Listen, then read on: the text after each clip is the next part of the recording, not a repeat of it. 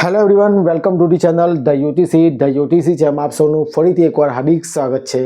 આશા રાખું કે જે તમે જુનિયર નિરીક્ષકની એક્ઝામની જે પ્રિપેરેશન કરી રહ્યા છો ખૂબ જ સારી રીતે 100% ડેડિકેશન સાથે અને યોગ્ય ડાયરેક્શનમાં કરી રહ્યા હોય। આજના વિડીયોમાં આપણે જે GSSB દ્વારા જાહેર થયેલ વેકેન્સી જુનિયર નિરીક્ષકની જે સિલેબસ છે કે જે આપણને એડવર્ટાઇઝમેન્ટમાં આપેલો છે, શોર્ટ સિલેબસ આપેલો છે કે જેની અંદર પાર્ટ એ છે કે જેમાં મેથ્સ અને રિઝનિંગ, તો ઘણા બધા કેન્ડિડેટ્સ મને મેસેજ કરે છે, કમેન્ટ કરે છે, કોલ કરે છે કે શું લેંગ્વેજ રહેશે, કયા કયા ટોપિક કરવા જોઈએ, તેમજ સિલેબસ ક્યારે જાહેર થયો, ઘણા બધા ક્વેશ્ચન, રિપીટેડ ક્વેશ્ચન પૂછે છે। તો એના વિશે આપણે ચર્ચા કરીશું। તેમજ જે પણ વિદ્યાર્થીઓ આ પરીક્ષાની સિરિયસલી પ્રિપેરેશન કરી રહ્યા હોય તો એમના માટે હું ઇલેક્ટ્રિકલ અને મિકેનિકલ એન્જિનિયરિંગના લાસ્ટ 10 પ્રીવિયસ યરના જીપીએસસી અને GSSBના 10 પેપર, ઓલ્ડ પેપરની PDF મર્જ ફાઇલ રેડી કરી છે। તો ઘણા બધા કેન્ડિડેટે પરચેસ કરી લીધી છે અને જો તમે સિરિયસલી પ્રિપેરેશન કરી રહ્યા હોય તો જે આપણે અહીંયા વોટ્સઅપ નંબર બતાવેલ છે 6354999091 પર વોટ્સઅપ પર તમારે હાઈ કરવાનું છે અને એકદમ નોમિનલ ચાર્જમાં તમે એને પરચેસ કરી શકશો।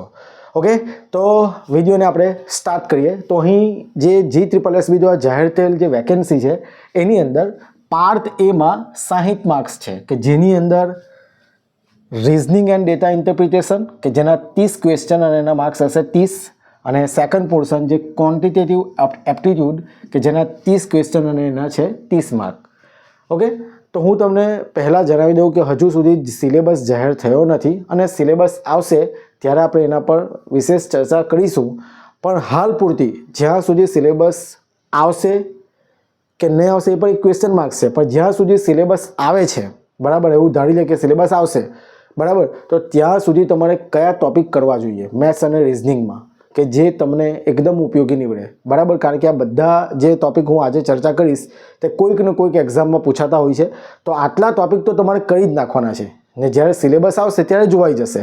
ઓકે, તો આપણે એના વિશે ચર્ચા કરીએ। તો સૌ પ્રથમ હું વાત કરીશ કે જે રિઝનિંગ વાળો પોર્શન છે, રિઝનિંગ એન્ડ ડેટા ઇન્ટરપ્રિટેશન, કે જેમાં 30 ક્વેશ્ચન છે અને એના માર્ક્સ છે 30। ઓકે, તો એની અંદર આટલા ટોપિક જે હું તમને કહું છું, જેમ કે પ્રોબ્લેમ્સ ઓન એજ, ત્યારબાદ Venn diagram, visual reasoning, blood relation, arithmetic reasoning, data interpretation કે જેમાં ચાર્ટ્સ, ગ્રાફ, ટેબલ અને ડેટા સફિશિયન્સી, આટલા ટોપિક તો તમને આવડવા જ જોઈએ। કંઈ એડ થશે તો હું તમને એ જણાવી દઈશ। ઓકે, તો અહીં જે બ્લડ રિલેશન, લોહીના સંબંધો, પ્રોબ્લેમ ઓન એજીસ, ઉંમર આધારિત પ્રશ્નો અને ડેટા ઇન્ટરપ્રિટેશન જે આપણે વિડીયો ઓલરેડી બનાવ્યો છે, બરાબર, તો આ એકદમ ઇઝી ટોપિક છે, તમારે કરી લેવાના છે। ઓકે, હવે કેન્ડિડેટને એ ક્વેશ્ચન્સ છે કે જે ક્વેશ્ચન્સ પૂછાશે પાર્ટ એમાં તો એની લેંગ્વેજ શું હશે।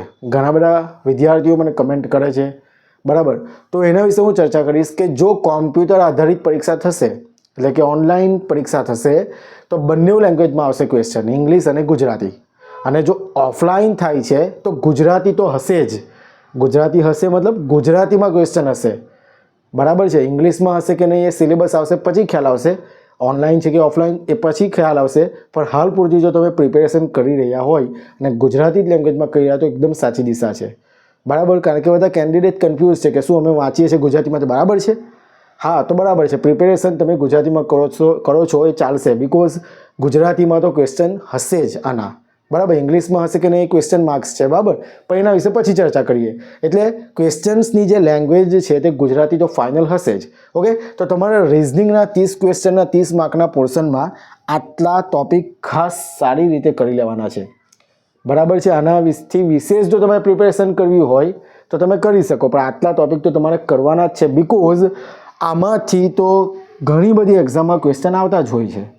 ઓકે, હવે વાત કરીએ જે પાર્ટ એનો સેકન્ડ પોર્શન છે ક્વોન્ટિટેટિવ એપ્ટિટ્યૂડ કે જેમાં 30 ક્વેશ્ચન્સ છે અને એના માર્ક્સ છે 30, બરાબર, તો એની અંદર પણ મેં તમને ટોપિક જે અહીંયા લખાવેલા છે એ તો તમારે કરી જ લેવાના છે, અને જો સિલેબસ આવશે કંઈ એડ થશે તો એના વિશે આપણે ચર્ચા કરીશું, પણ જે ટોપિક તમારે આની અંદર કરવાના છે તે જોઈએ નંબર સિસ્ટમ, સંખ્યા પદ્ધતિ, સિમ્પ્લિફિકેશન એલ્જીબ્રા સાદુરૂપ, APNGP એટલે કે શું, એરિથમેટિક પ્રોગ્રેશન, જીઓમેટ્રિક પ્રોગ્રેશન એટલે કે સમાંતર શ્રેણી, ગુણોત્તર શ્રેણી, ત્યારબાદ એવરેજ, સરેરાશ, પર્સન્ટેજ, ટકા, પ્રોફિટ એન્ડ લોસ, નફો ખોટ, રેશિયો એન્ડ પ્રપોર્શન, ગુણોત્તર અને પ્રમાણ, પાર્ટનરશિપ, ભાગીદારી, ટાઈમ એન્ડ વર્ક, બરાબર. આપણે સિરીઝ ચાલુ કરી છે આપણી પ્લેલિસ્ટ પર, time, speed, distance, work, veggies and chain rule.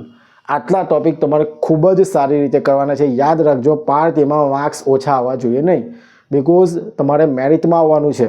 50ની ઉપર તો માર્ક્સ આવવા જ જોઈએ બધાના. એ પ્રમાણે આટલા ટોપિક કરી નાખો કમ્પ્લીટલી. આટલા ટોપિક તો તમને આવડવા જ જોઈએ. પ્રેક્ટિસના ક્વેશ્ચન હું ગ્રુપમાં મૂકી દઈશ, મૂકતો છું, બરાબર. હવે એ જે સ્પેશિયલ ગ્રુપ બનાવેલા છે, જે PDF પરચેસ કરેલી છે, એ જ વિદ્યાર્થીઓ માટે છે. તો એ વિદ્યાર્થીઓને પૂછી જોજો કે કેટલું મટીરિયલ મૂકવામાં આવે છે અંદર.